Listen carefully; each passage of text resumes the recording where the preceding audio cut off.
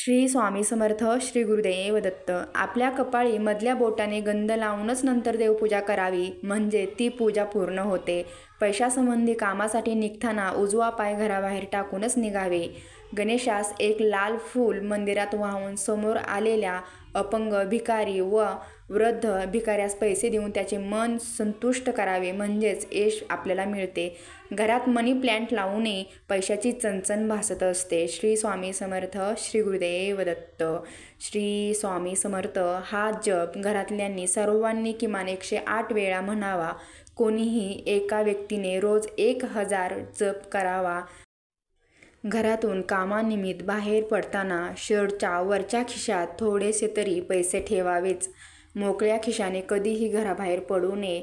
पैसा पैशाकडेच जातो, हे शाश्वत सत्य आहे. श्री स्वामी समर्थ. श्री गुरुदेव दत्त. घराच्या व दुकानाच्या दरवाजाला पायाने स्पर्श करू नये. श्री स्वामी समर्थ. रोज सकाळी पूजा झाल्यावर घरात शंख न विसरता फुंकावा. घरात वास्तव्यास असलेली अलक्ष्मी, लक्ष्मीची मोठी बहीण अवदसा काढता पाया घेई आणि लक्ष्मी चिरंतन नांदेल. जो मळकट कपडे घालतो, दात स्वच्छ घासत नाही, जास्त जेवतो, कठोर बोलतो आणि सूर्योदयी अथवा सूर्यास्तासमयी झोपतो, तो साक्षात विष्णू असला तरी लक्ष्मी त्याला सोडून निघून जाते. जो व्यक्ती दररोज सूर्यनारायणला किंवा गणपतीला नमस्कार करते, तिला आयुष्यात आरोग्य, ऐश्वर्य व तेजाची प्राप्ती होते आणि तिचं जीवन सफल होऊन जाते. रुद्राक्ष धारण करण्यासाठी वय, धर्म, जात, लिंग, देश इत्यादी नाही, तर रुद्राक्षाचे पवित्र नेहमी राखायचे असते. यामुळे रुद्राक्षाची माळ झोपताना अथवा शरीर संबंध ठेवताना वापरू नये. रुद्राक्षाची माळ घालून मृत्युंजयाजवळ जाऊ नये.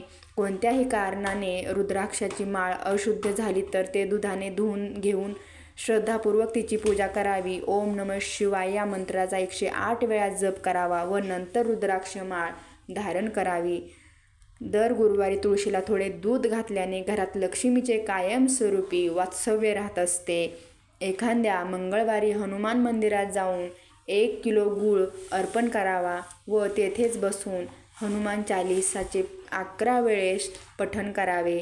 अनावश्यक खर्चाला पायाबंद बसेल. श्री स्वामी समर्थ. श्री गुरुदेव दत्त. कामानिमित्त घरातून बाहेर पडताना एखादे तुळशीपत्र तोंडात टाकावे. पैशाअभावी अडकलेली कामे मार्गीला लागतील तुमच्या. श्री स्वामी समर्थ. श्री गुरुदेव दत्त. दर पौर्णिमेला रात्री 12 नंतर लक्ष्मीचे वास्तव्य काही काळानंतर पिंपळाच्या झाडावर असते आणि म्हणूनच ज्यांना शंका होईल त्यांनी वृक्षाला 10 प्रदक्षिणा घालाव्यात. आर्थिक अडचण कधीही उद्भवणार नाही. घरातील फरशी पुसताना थोडे खडे मीठ पाण्यात टाकावे. त्यायोगे घरातील नकारात्मक ऊर्जा नष्ट होऊन जाते त्या मिठाच्या पाण्याने. लक्ष्मी प्राप्तीतले सर्व अडथळे सुद्धा दूर होतात. फक्त आठवड्यातून एकदाच करा, ते पण गुरुवारी करा. श्री स्वामी समर्थ. श्री गुरुदेव दत्त. असेच नवनवीन माहिती पाहण्यासाठी आपल्या आनंदी स्वामी भक्ती या चॅनलला सबस्क्राईब नक्की करा. पुन्हा भेटूया नवीन विचारासह. तोपर्यंत धन्यवाद.